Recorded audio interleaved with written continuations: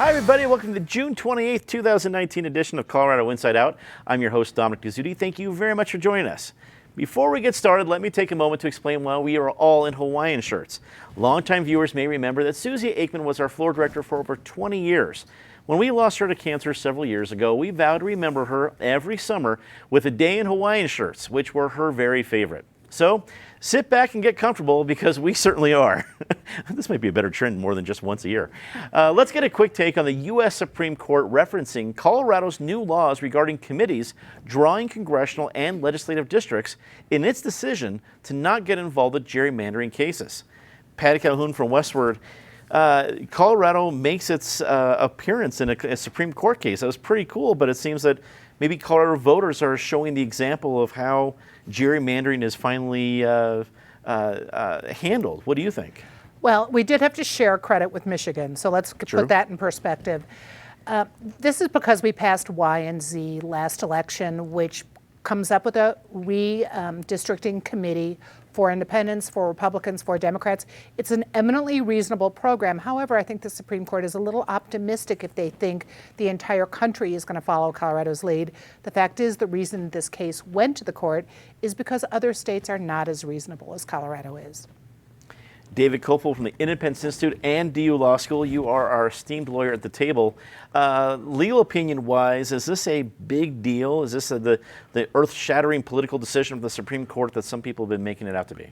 Well, it's the Supreme Court chose not to shatter the earth, in the sense that since the 1960s, they had been using the Equal Protection Clause of the Constitution to impose what they called a one-man, one-vote system.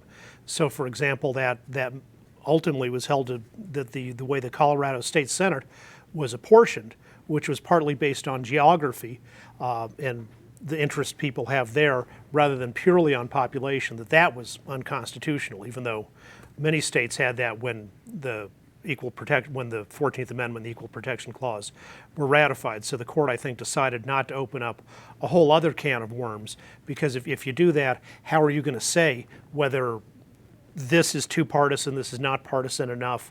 You know, of course, it always comes into consideration. And Colorado, which has been better than some other states on gerrymandering, even with our various systems, is not imperfect. The previous system basically gave the deciding vote on the commission to the appointees of the Chief Justice, which made it the indirect appointment of the governor. And that's why, for example, even though Republicans won a majority of votes for the Colorado House of Representatives in 2014, Democrats retained control of the chamber. Natasha Gardner, Articles Editor with 5280. What do you think about Colorado making its appearance in a majority opinion at the Supreme Court, and then what the Supreme Court decided?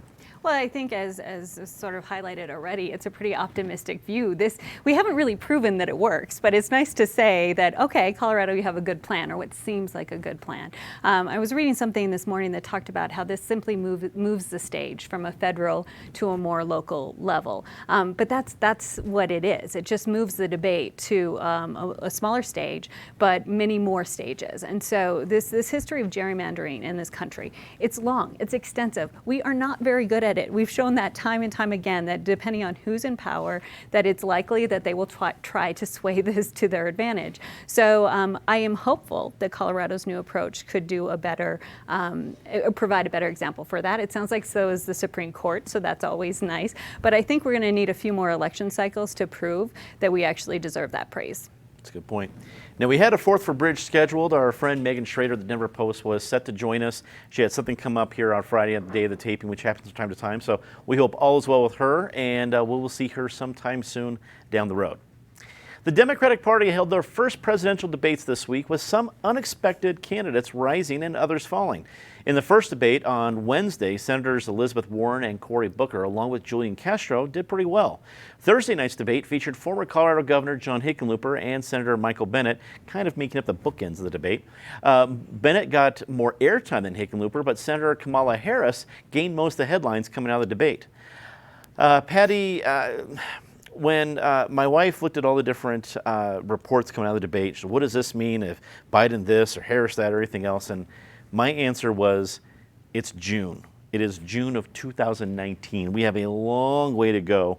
So my personal opinion is that while it provided a lot of great political theater, what it means is very little. I could be wrong. What do you think? I think it does make some people pay attention who might not have been paying attention before because it's easy. So Wednesday night, just because of luck in the draw, it looked like Snow White and the Nine Dwarfs. Elizabeth Warren, who was the best, who's certainly polling pretty well and was doing very well recently, looked very reasonable up there. You could see people jockeying for position. Cory Booker was obviously, everyone who was speaking Spanish basically was jockeying for position. So there weren't a lot of surprises on that night, except maybe that Beto O'Rourke was as dull as he was. Last night's was the wild one. I thought, Kamala Harris has done very well in a lot of her public appearances. She's a good speaker, but I did not expect her to do quite as well as she did. She definitely stole the show last night. Whether or not you agree with her, she's a really good public speaker. She knew how to go on the offensive. She knew when to use a joke. We will not see any food fights at this table. She did a really good job. Hickenlooper was surprisingly lackluster. It could have been because of the rays of nuttiness coming at him from both sides, because he had the misfortune to be between Marianne Williamson and Andrew Wang, and that was definitely the wingnut side of the party. He only had, 5 minutes, I think. You could tell he was pushing his experience in Colorado. He got his talking points out there, scientist twice, never beer, which I think he should have poured out. He needed to put in the beer experience. But talked about Colorado and some of the gains Colorado had made. Bennett did okay. He went over, unlike Biden, who would give up his time, Bennett definitely grabbed every second he could. But I think the debates themselves, the technology was the biggest problem. The first night, things were going black. You couldn't see things. Last night, it was clear people couldn't hear the questions. And it was not just Biden and Sanders who couldn't hear it. I mean, there were people who just couldn't hear the questions. But those two wound up looking a lot more doddering than perhaps they really should have. David, Bennett got, I think, about 8 minutes of airtime versus Hickenlooper's 5. Did either of them get, do you think, any sort of bump? The next debate, as I think it's laid out, is you need to be polling at 2% in order to get on the stage. And right now, I think there's about 7 candidates that meet the criteria, but that was before the debates. Do you see some momentum that either Michael Bennett or John Hickenlooper can glom onto after this debate? Mis amigas en sus casas, quizás la hawaiana Tulsi Gabbard será la ganadora. Anything further? The challenge is there's a lot of candidates in the past. If you can be good at retail politics in New Hampshire and Iowa, you can break through there with a good finish. But the question is, can you survive long enough to get to New Hampshire and Iowa? And that is with these debate thresholds, that's the question for the lowest tier candidates, including Hickenlooper and Bennett. And I think of all that group, the one who helped herself the most was Tulsi Gabbard. She got lots of internet searches on her almost throughout the country. Cory Booker did well in the Southeast on internet searches, but she did very well elsewhere. She appeals to the same kind of voters to a degree that Rand Paul or Ron Paul appealed to in the Republican primaries. They don't mind internet, they're fine with international trade, but they're sick of so many troops being in so many countries, in so many wars for so long. Now you can argue for that as a policy matter, but clearly that speaks to a strong view that a lot of people have. She's got military experience, and she articulated that point of view very well. And besides that, she, unlike a lot of the other ones, Bernie's just the old man yelling, "Get off all my lawn, you evil corporations." She has a very nice affect and a good style, and sort of that very positive, humanistic approach that Marianne Williamson brings without getting too much into new age fundamentalism. So if I were betting money on a long shot in the London markets, I would take odds on. I would put some money down on Tulsi Gabbard and put in $50. Maybe you get 201, and that she becomes president. For our Coloradans, I think they did respectably. They were both fighting in that sanity lane, which is does not seem to be where the polls are indicating the party is at this point. Amy Klobuchar's in that to some degree. Tim Ryan from Ohio, John Delaney from Maryland were also working on that in the previous night. I think Bennett showed in the debate that if he were the nominee, he would have a good chance of beating Trump. And that's partly because he is wisely saying, I'm not going to get the nomination if it's this poisoned chalice that is going to make me unelectable in the general election. You know, the point is not the honor of being the nominee. The point is of becoming president of the United States. So, for example, he opposes removing the criminal penalties for illegally entering the United States by crossing the border, rather than coming in properly. He also very accurately said that this Medicare for All thing, of Bernie and Kamala, it's to wipe out people's health insurance, and that would be terrible. Hick did a good job too. I think he kind of fumbled on the climate. His climate answer, which he should have been stronger, but he also did a good job. Whether that's enough to make them leaders among the pro-sanity contingent, we'll have to see. Natasha, seeing Bennett's performance, it seemed like there's a lane for him, whether it's fiery or the senator talking insanity, whatever it's going to be. I could at least imagine a lane. I don't see a lane for John Hickenlooper right now, and I could just be being dense about this. Admittedly, I am not looking at this 24 hours a day. Do you see a lane for John Hickenlooper right now?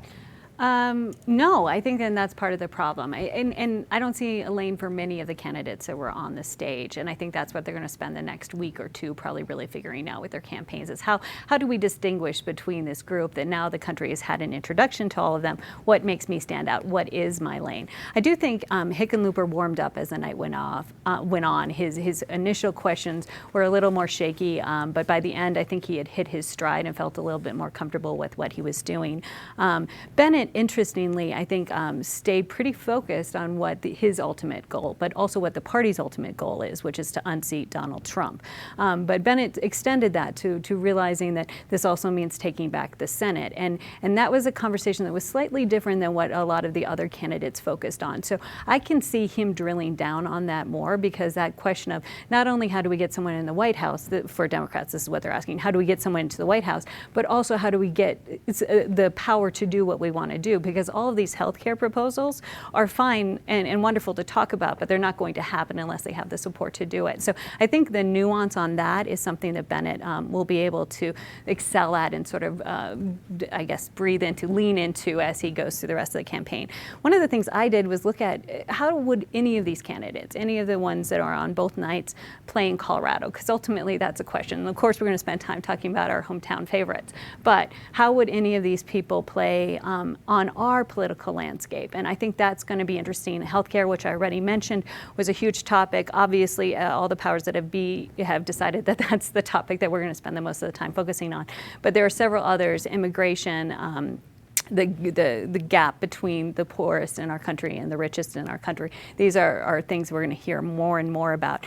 The moment of last night, which has been all over the news today, and I think will be a defining moment for Harris, was when she went after Biden to talk about his past work. What was interesting to me is a lot of people have talked about the diversity on the stage both nights, and in that moment, I was taken by the fact that we had a person speaking about how a policy made by another person on that stage affected them.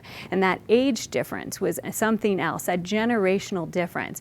And, you know, we'll spend a lot of time in the next few months talking about electability, what it takes. Do we need someone who looks exactly like Trump? Do the Democrats want to find somebody who looks different? And I think Harris made an argument for what she would bring to the table against a Donald Trump ticket versus Joe Biden. Colorado Attorney General Phil Weiser submitted a motion to throw out a lawsuit filed against the state in Denver District Court on Thursday.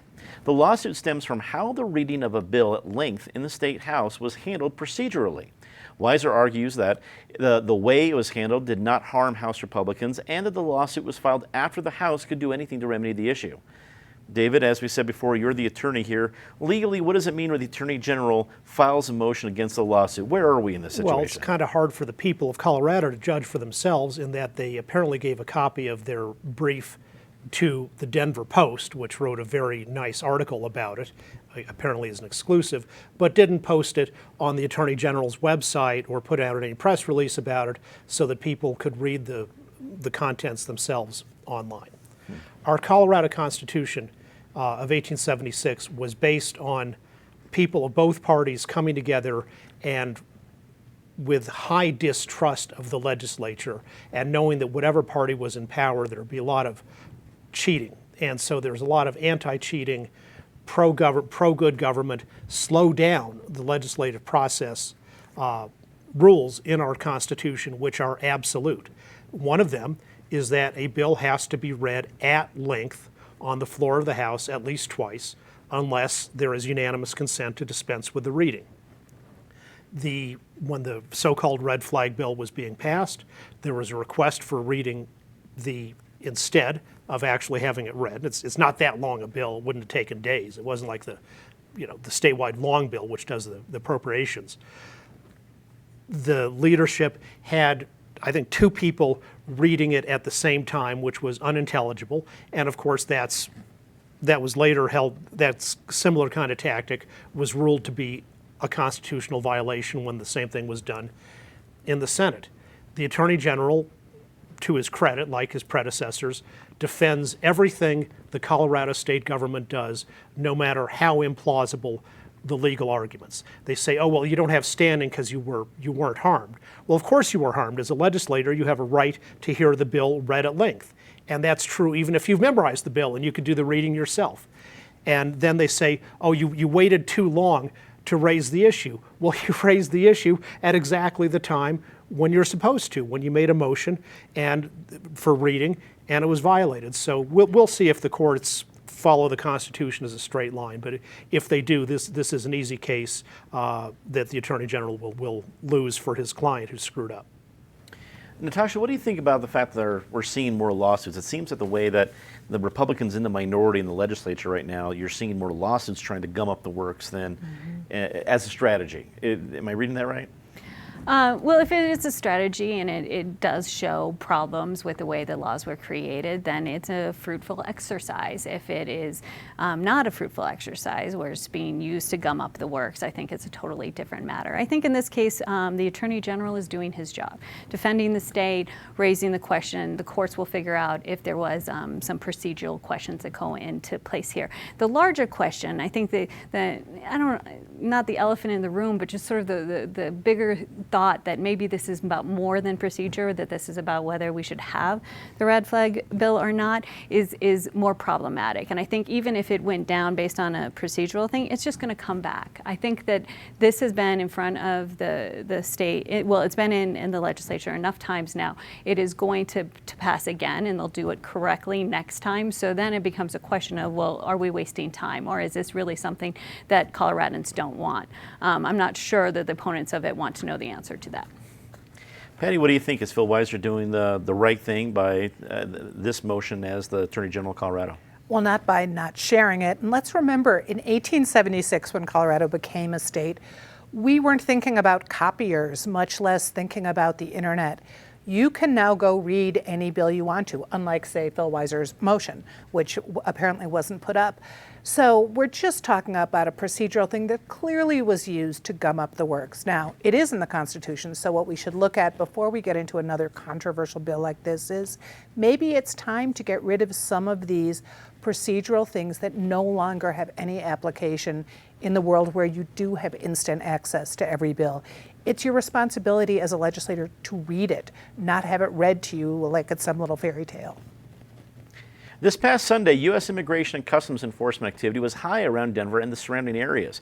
President Donald Trump had commanded ICE to conduct a series of raids in 10 U.S. cities, including Denver, but postponed the sweeps for 2 weeks. Mayor Michael Hancock assured citizens that Denver police and the city of Denver had not received advance notice of ICE activity and would not assist in any roundups. Natasha, is Mayor Michael Hancock handling this the right way? Well, he's had a lot of time to think about it. I mean, this is something 5280 asked him during the campaign. I think in addition to him, several elected officials around Denver and around the state have all asked the question, too, of what would you do in this sort of scenario? How would you help or not help in this situation? So they've all gone on the record about it, and it appears that imminently, perhaps in 2 weeks, we might have to make, they might have to show what they're actually going to do. What is interesting, though, is it seems to becoming a habit for President Trump, a sort of tactic of getting everything geared up. I'm going to do something really big, and then I didn't. Look how generous I am in not doing it. I hope that that is not a repeated pattern, and we'll see if it becomes so. If the rates become a reality, Patty, does that affect, I mean, it clearly affects a lot of people in Colorado. Does it affect the politics in Colorado? Well, certainly, because you've still got problems going on in El Paso County, cases with the ACLU on whether or not they're going to comply with ICE or they're going to comply with Colorado policy. So in this case, it's interesting when we talk about 1876 technology. How about the fact that Donald Trump used tweets and like, never mind, just a drill, come back in 2 weeks, but that's how everyone found out it was off. It had leaked that Denver was one of the 10 cities the day before, and then Trump just tweeted that it was off. So people had a little fire drill, they could get ready, but definitely the immigrant community is concerned, law enforcement is concerned, because everyone is trying to figure out exactly what their position is on this. David, what do you think of the various positions we're seeing here, not only from President Trump, but from Mayor Hancock and really everybody in between? Well, Mayor Hancock has a very strong legal position that he doesn't have to use Denver city employees to help federal governments and federal officials enforce a federal law.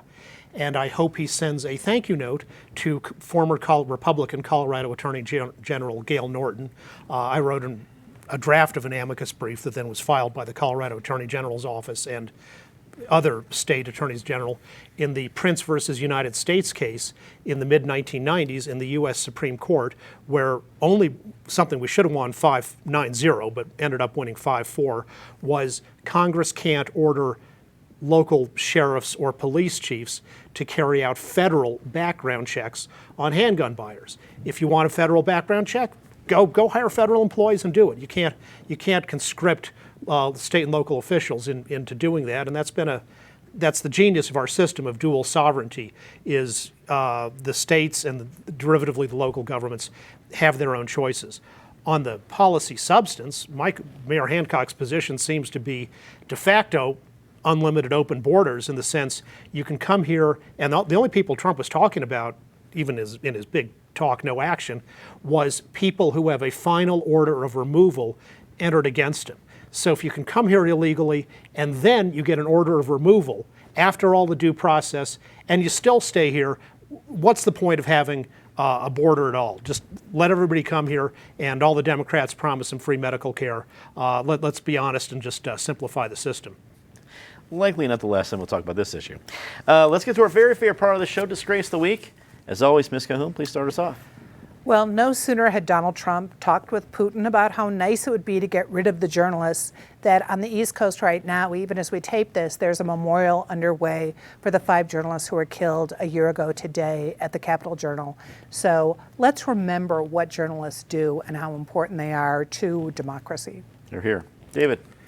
The regressive extremist leftists who protested Secretary of Education Betsy DeVos speaking at the James Irwin High School, charter school in Colorado Springs, a school that has a very large population of people of color and students on free and reduced lunches, and with their extreme vulgarity and F words and all that, they're supposedly for democracy, which I guess in their view means shutting disadvantaged people out of the opportunity for a better education at a public school.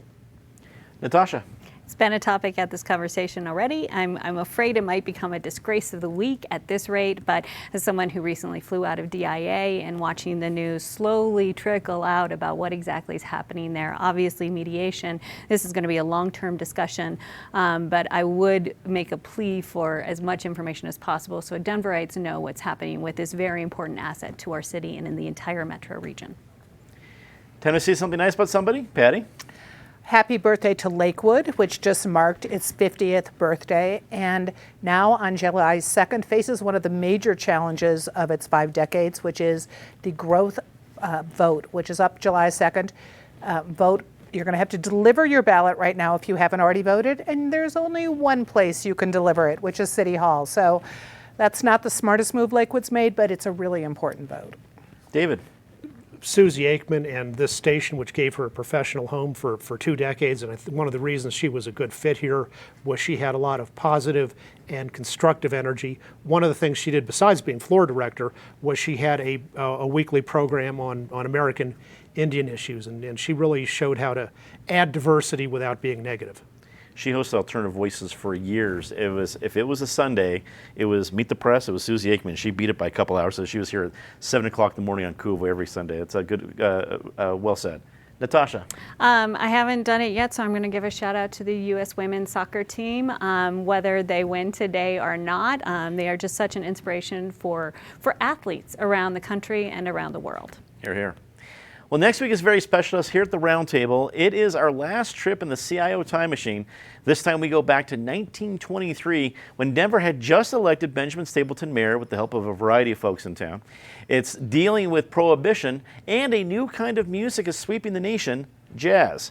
And it has a surprising central point here in Denver, which I think you're going to be excited to take a look at it. Check it out next week, Friday, July 5th. You will not want to miss it. That explains the lack of the goatee, because William Doc Reynolds from KLZ Radio, who was the first radio station in Denver, he founded it right outside of inside his house on University Boulevard. That was the first radio station in Denver, and he had a mustache, not a goatee. So you'll be sure to check it out July 5th. It's a great show. Also, want to give a quick shout out to our listeners at KDNK and the entire community radio station in Carbondale, reaching listeners in Aspen, Basalt, Carbondale, Glenwood Springs, Leadville, Redstone, Rifle, and beyond. Colorado Inside Out is now on Tuesdays at 4 p.m. on KDNK, and we're proud to be featured on our radio partners up in the Roaring Fork Valley. When you are in Carbondale, stop in at KDNK and tell Gavin, the general manager, hello. He'll love to see you. It's one of the coolest radio stations I've ever seen, and they do a fantastic job. We're happy and very proud to be part of their schedule every Tuesday at 4 p.m. That is all the time we have for this episode of Colorado Inside Out. For everyone here at CPT 12, I'm Dominic Dezzutti. Thank you so much for watching. Have a wonderful 4th of July. Mom and Dad, happy anniversary. Good night.